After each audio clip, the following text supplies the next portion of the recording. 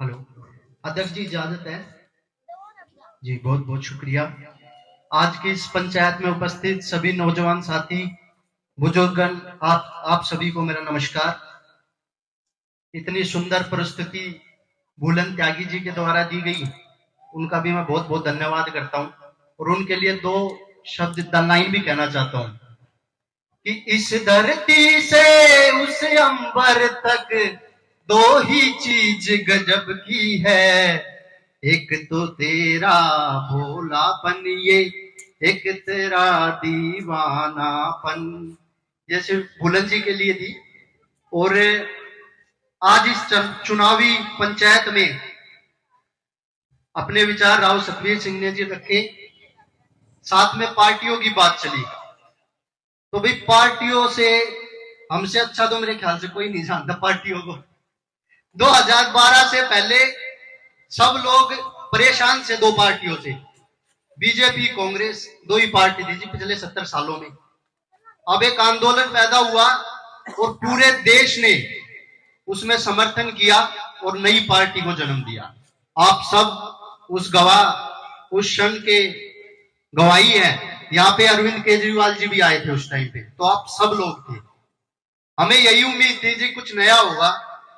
हालांकि हर एक पार्टी की अलग अलग विचारधारा होती है, कुछ ना कुछ हल्का सा नया करती है ताकि लोगों का ध्यान उनकी तरफ आकर्षित रहे। तो इन्होंने अलग अलग क्षेत्रों में काम किए, कुछ अच्छे किए, कुछ नहीं करने वाले थे वो भी किए, कुछ ऐसे ही चल रही है। तो पार्टी की जहां तक बात है, ये तो चेहरे का चुनाव है, छोटा चुनाव है। पार्टी में हमने करके देख लिया। आज नानक एडी की महापंचायत, जिसमें हमारे गांव के लोग भी थे, 35 गांव के लोग थे, वो हमसे बार बार फोन कर रहे थे कि जी अपने विधायक से बात करवाओ, अपने विधायक से बात करवाओ। अब पार्टी के है जी, अब मजबूरी ये हो गई कि गुजरात में चुनाव है, पार्टी का आदेश है, तो गुजरात जाना पड़ा। उनकी भी मजबूरी है, लेकिन पार्टी के नीचे ही काम करना पड़ेगा, पार्टी के बाहर नहीं कर सकते हो कभी भी। एक तरीके से कठपुतली बना के रख देती है पार्टी। तो ये हम सबके लिए एक बहुत अच्छा मौका है कि हम निष्पक्ष निर्दलीय उम्मीदवार का चयन करें। और सबसे बड़ी बात है कि चुनाव को सिर्फ 1-1.5 महीना बचा है। अगर आज ये चुनाव का फैसला लिया जाता है, पंचायत फैसला लेती है कि भी पार्टियों के जो उम्मीदवार वो घोषित होने के बाद हम कुछ फिक्स करेंगे, तो हम बहुत लेट हो चुके होंगे। आज हमारे पास तन मन धन से अगर सारा गांव मिलके काम करेगा तो अच्छी तरीके से हमारे पास 1.5 महीने बचे हुए हैं, तो इस बेड़े को हम पार ले जा सकते हैं। और सच्चाई की बात है कि इस क्षेत्र को ऐसे कद्दावर नेता की जरूरत है जो उसके क्षेत्र अधिकार में काम ना आता हो, उसको भी वो करवा सके, ऐसे नेता की जरूरत है। तो आप सभी लोग ये जरूर अच्छी तरीके से सोच ले, क्योंकि पार्टी का चुनाव नहीं है, मैं दोबारा से कह रहा हूं, पार्टी का चुनाव नहीं है, चेहरे का चुनाव है। जहां तक बात छावला गांव की आई कि सीट बदल चुकी है, मैं आपको याद दिला दूं कि सिर्फ छावला ऐड नहीं हुआ है इसमें कि उनकी ही चलेगी, क्योंकि वहां पे 12-13 हजार वोट है, उनके बक्से 5-6 हजार से खुलते हैं। लेकिन छावला के साथ साथ दिलपुर और कलोनिया भी ऐड हुई है, वहां भी 13,000 वोट है। तो पार्टियां तो मेरे ख्याल से यही दिमाग लगाएगी कि बड़े गांव में टिकट दी जाए।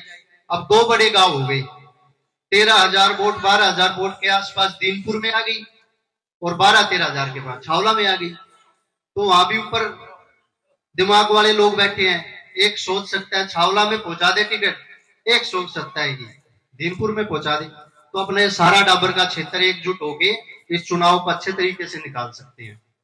चुनावी रणनीतिकार में कई सारे लोगों से बात हुई है, उनका भी यही कहना है कि पार्टियां बड़े गांव में टिकट देगी, आप सब लोग और कई सारे गांव अगर इकट्ठा हो गए तो कोई मुश्किल बात नहीं है। तो मैं तो यही कहना चाहूंगा जी, खुल के हम आपके साथ हैं, गांव के साथ हैं। गांव जहां भी जैसी भी ड्यूटी लगाएगा हम उसको अच्छी तरीके से निभाएंगे। और दूसरी एक चीज मैंने नोट की है, कोई बोल के खुश नहीं है। इन्होंने अपना वक्तव्य रख दिया, उसके बाद देख रहे थे भी कोई बोलने आए। यार इतना बड़ा गांव है, त्यागी जी से एक उम्मीद तो कर दी हमने, एक वो तो कह दिया जी भगत सिंह की रागनी सुना दो, वो बहुत अच्छी लगी। अब भगत सिंह वाली बात तो नहीं है, पड़ोसी के घर हो जाए अपने घर ना हो। सच को सच कहने को तैयार नहीं है लोग, समस्या ये है। तो जिस दिन सच को सच कहोगे उस दिन अलग ही पहचान होगी इस गांव की।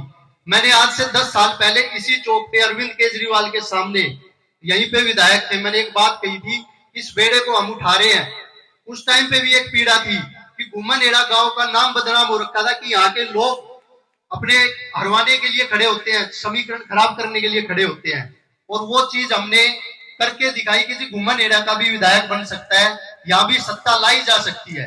और हमने मेहनत करी, आप सब लोग उस चीज के गवाह हैं। सत्ता को लाके छोड़ा, चाहे दोबारा मेहनत करनी पड़ी, कितनी भी मेहनत करी, लेकिन साथ में एक बात जरूर कहती थी कि कल को ये बेईमान हो गए, कल को ये गलत काम करेंगे तो मैं पीछे नहीं हटूंगा जी। बिल्कुल हम इनके मुंह पे बोलेंगे, सामने बोलेंगे, क्योंकि यार गलत थोड़ी ना कर रखा है हमने कुछ, इस जनता ने गलत थोड़ी ना कर रखा है कुछ। एक उम्मीद पाली थी हमने भी कि कुछ अच्छा होगा। अगर कल को, मैं फिर से कह रहा हूं, इन कैंडिडेट के लिए, राव सतबीर सिंह के लिए मैं खुद से कह रहा हूं, आज फिर 10 साल बाद वो मौका आया है, हम आपके साथ तन मन धन से तैयार है जी। लेकिन कल को आप भी कुछ गलत करोगे तो मैं सब गांव वालों को कह रहा हूं, बोलने से कतराना मत। गांव की इज्जत का सवाल होता है। अब नानक एडी के लोगों ने हमें जो जो बोला वो हमारा ही दिल जानता है। भाई तब तो बड़े दादा बन रहे थे, तब तो बहुत आगे थे, पूरा गांव एक साथ था। अब कोई गांव में से नहीं बोल रहा, कोई यहाँ पे देखने तक नहीं आता कि भाई विधायक को हम मिलवाएंगे। तो ये पीड़ा वाली बात है। वैसे उम्मीद तो यही है कि जी नए अलग से हटके ही काम होंगे और अच्छा ही होगा जो कुछ होगा, ये पक्की बात है। हाँ, हटके है सारी चीजें, बिल्कुल। और दूसरी बात मैं चाहूंगा, और 2-4 युवा साथी अपना वक्तव्य रखे, बात रखे, क्योंकि 2-3 लोग बोल के रह जाते हैं और अपनी पंचायत खत्म। और वो गांठ मैं हाथ बोल के तोड़वा देता हूँ। भाई वो मंदिर वाली बात जो शुरू हुई थी, बिल्कुल जाना चाहिए इनको। तो एक बार आप हाथ ऊपर उठा के समर्थन करो कि इनको मंदिर में जाना चाहिए या नहीं जाना चाहिए। जाना चाहिए तो एक बार हाथ खड़े कर दो। आज ही आपको मत्था टेकने जाना है जी। वो बात प्रधान जी, वो बात भी सुलझ गई। अब मैं चाहता हूँ 2-4 लोग और आए, भाई आगे आए, अपना